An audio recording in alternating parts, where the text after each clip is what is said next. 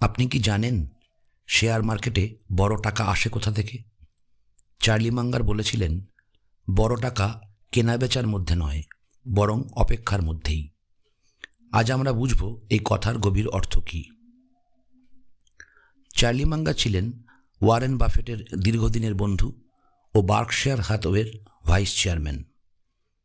তিনি বিশ্বাস করতেন, ঘন ঘন কেনাবেচা নয়, ধৈর্যই একমাত্র বিনিয়োগকারীর আসল শক্তি। বাজার প্রতিদিন ওঠানামা করে, অনেকেই ভয় পেয়ে বিক্রি করে দেয়, আবার লোভে পড়ে অপ্রয়োজনে কেনে। কিন্তু চার্লি মাঙ্গার বলতেন, যদি আপনি একটি ভালো কোম্পানি বেছে নেন যার ভিত্তি মজবুত, তাহলে সময়কে আপনার পক্ষে কাজ করতে দিতে হবে।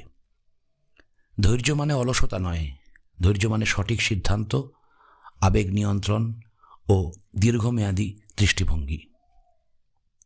চার্লি মাঙ্গারের এই উক্তি শুধু বিনিয়োগ নয়, আমাদের জীবনের ক্ষেত্রেও প্রযোজ্য।